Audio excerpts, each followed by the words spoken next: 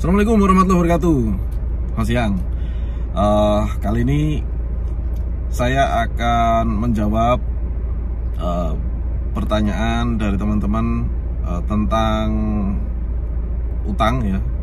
Bagaimana kita masih punya utang, terutama ini utang leasing ya, punya utang leasing, terus di masa-masa krisis nggak bisa bayar gitu ya, nggak bisa bayar, terus gimana solusinya gitu ya.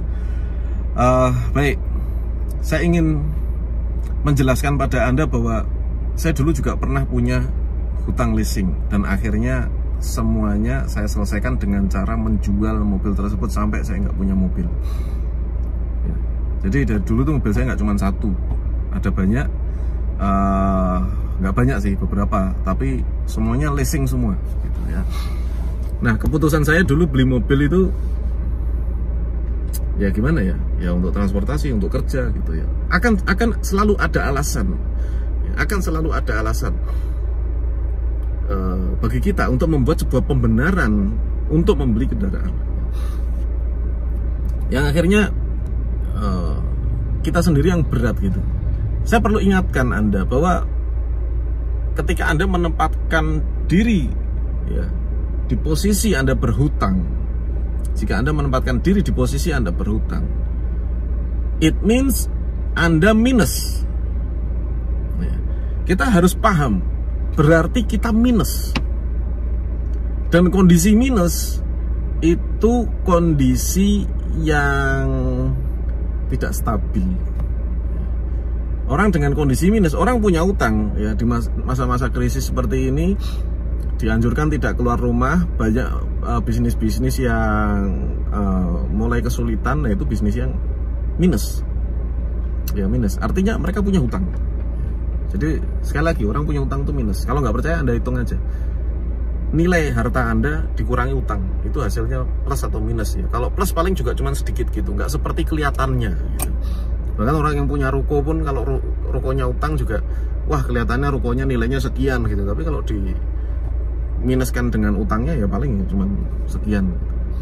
Jadi hutang itu hanya membuat kita kelihatan kaya ya, kelihatan lebih kaya daripada aslinya ya. Semua orang yang punya hutang itu hanya akan kelihatan lebih kaya gitu, kelihatannya punya rumah gitu, padahal masih 12 tahun lagi nyicilnya kan gitu.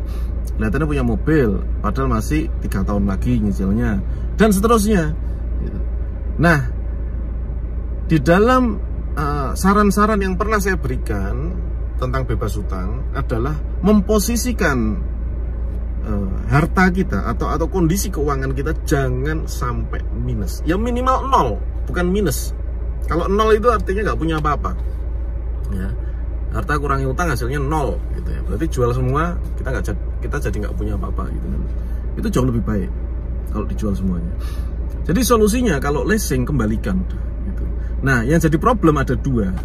Dikembalikan, dijual itu kalau seandainya masih kalau nyicilnya udah lama, terus Anda jual, tentunya ada kembalian kan gitu. Nah, itu enggak apa-apa, silakan Anda jual.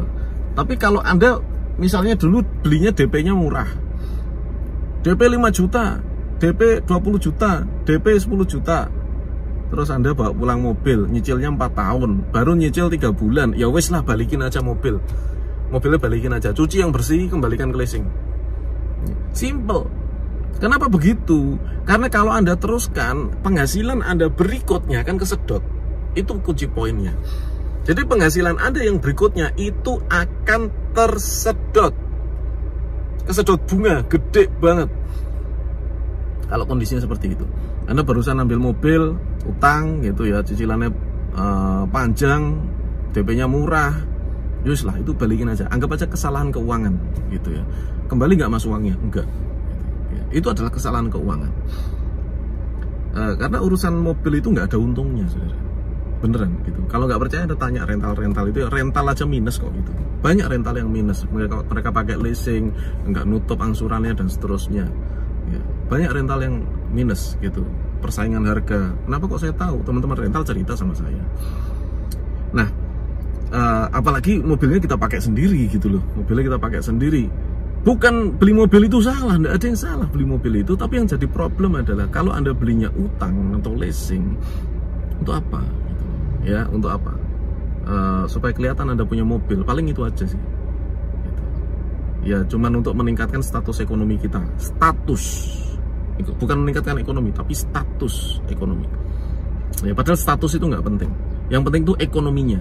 Meningkatkan ekonomi dan meningkatkan status ekonomi itu beda. Gitu. Ya, status itu kelihatannya dianggap orang kan gitu ya. Siapa yang di sini beli mobil itu karena temannya beli mobil terus Anda ikut-ikutan beli mobil? Siapa yang lebih parah lagi? Yang lebih parah lagi adalah orang yang mobilnya udah hampir lunas terus dijual, hasil penjualannya untuk DP mobil baru. Nah, ini tambah koplak kuadrat gitu ya, tambah koplak kuadrat.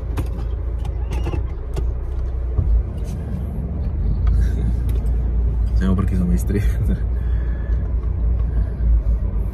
Oke. Jadi itulah yang namanya koplak kuadrat. Jadi solusinya bagaimana sih saudara? Solusinya adalah kalau Anda punya problem ya dalam hal leasing, saran saya sudah kembalikan saja. Ya. Kembalikan kalau seandainya tidak bisa dijual. Sebenarnya tidak bisa dijual. Maksudnya kalau dijual itu minusnya masih banyak, lebih baik tidak usah dijual, gitu ya. Kembalikan. Kenapa? Selamatkan uang masa depan Anda, uang bulan depan, uang bulan 2 bulan kemudian, 1 tahun kemudian itu Anda selamatkan dulu. Kenapa sering ngomong gitu? Karena saya begitu, ya. Karena saya begitu. Kalau saya dulu nggak saya kembalikan ke leasing, saya nyicilnya udah lama. Itu saya jual, tapi saya jual murah dan nggak balik modal, ya, dan rugi, gitu. Saya jual jadi jualnya rugi, beneran saya rugi banyak ketika urusan sama leasing. So, saran saya bagi yang punya masalah dengan leasing, kembalikan saja, ya, kembalikan, wes beres, mulai nata keuangan supaya nanti hasilnya lebih baik lagi. Anda bisa punya tabungan dan kemudian Anda bisa membeli satu ketika nanti mobil dengan tunai, dengan cara tunai. Wes tau, percaya saya ya, ekonomi Anda bisa meningkat gitu kalau pikiran Anda longgar. Tapi sebaliknya, ekonomi Anda tidak akan meningkat, cuman status ekonominya tok yang meningkat kalau Anda terus-menerus dikejar sama jatuh tempo angsuran. Dan bisa bermanfaat. Semoga Allah Subhanahu wa Ta'ala memberikan Anda rezeki yang berkah, rezeki yang melimpah, dan rezeki yang bermanfaat. Assalamualaikum warahmatullahi wabarakatuh.